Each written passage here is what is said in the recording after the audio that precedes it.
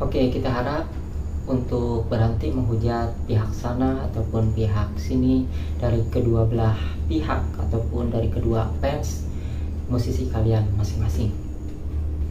Di sini kita akan membahas mengenai masalah di Bali.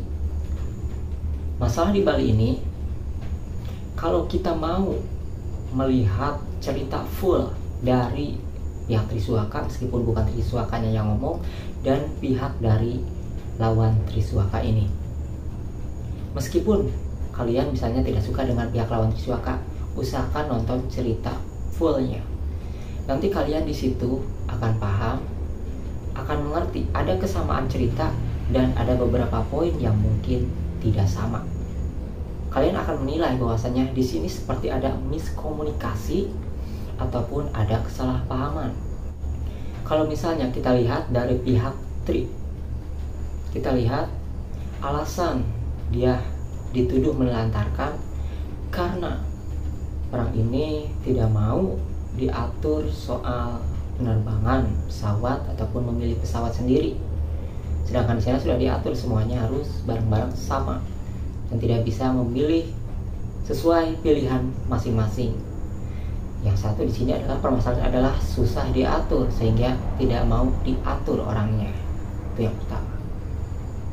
Dan di sini dari pihak Tri menganggap bahwasanya dia ini malah keluar memiliki acaranya sendiri. Tapi kalau kita mau melihat dari pihak lawan, dia memiliki acara sendiri yaitu ke partai, bukan berarti dia ingin mengganggu jobnya bersama Tri, tapi karena memang tidak ada job, kan ini seperti perbedaan. Di sini merasa orang ini kemana-mana gitu kan, yang di sini merasa kok didiemin gitu, nggak ada job. Nah, ini adalah perbedaan pendapat keduanya, ada miskomunikasi ataupun kesalahpahaman. Bahkan kalau kita mau lihat cerita dari pihak sana, pihak lawannya Tri, katanya sebenarnya masalah ini juga merembet ke masalah musisi lain juga, katanya Ari Goliat. Nah, di situ di Bogor waktu itu dalam acara di tempat ketum ataupun bupati, arisan bupati katanya, waktu itu di situ juga video call sama Tri, seakan terbawa masalah ini ke partai yang seharusnya tidak tahu. Nah, di situ video call.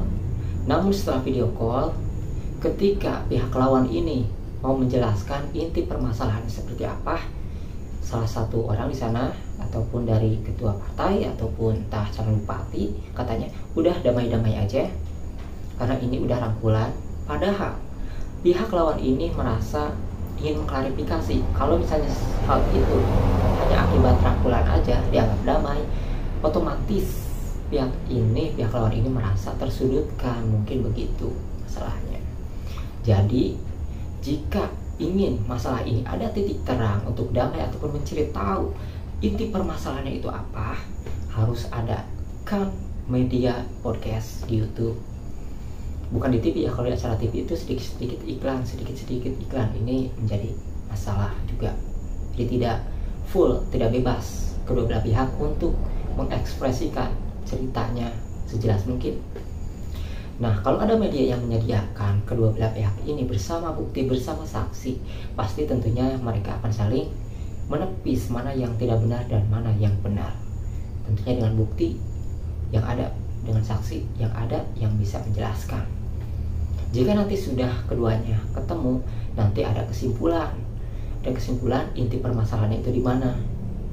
Setelah itu mau ada yang salah paham ataupun memang ada salah satu yang bersalah, maka kedamaian ini akan terjadi di sana.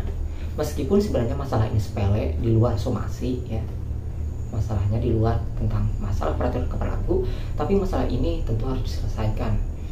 Karena meskipun ini dianggap sepele, ini bisa berbuntut panjang karena nantinya akan diceritakan lagi seakan salah satu pihak yang dituduhkan ini dikarenakan tidak klarifikasi akan dipandang buruk oleh yang lain, apalagi kalau pihak lawan sana sudah diundang ke TV sedangkan pihak Tri tidak diundang ke TV.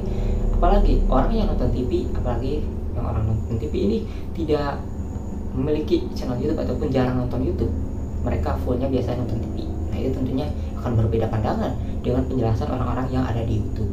Maka dari itu klarifikasi seperti ini itu harus ada media yang menyediakan, yang benar-benar sanggup untuk mengundang kedua belah pihak untuk menyelesaikan masalah ini, agar kedua belah fans juga tidak saling menghujat gitu ya, tidak saling bingung mana ini yang benar, bukti sana bukti sini. Karena pihak lawan pun akan membuktikan bukti-bukti kalau pihak sini itu ada yang namanya klarifikasi. Kalau dua-duanya sudah klarifikasi itu sebenarnya enak, tapi semua itu berbalik lagi kepada masing-masing pihak. Apakah tidak mau klarifikasi atau seperti apa, itu adalah hak keduanya ya. Di sini mungkin ingin yang satu mengklarifikasi tapi yang satu tidak mau membesarkan masalah tersebut. Kita hargai keduanya.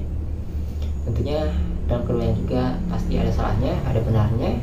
Kita tidak bisa menghujat mereka keduanya ya, tidak bisa, karena masalah ini belum tentu ketahuan titik terangnya seperti apa, intinya seperti apa gitu ya.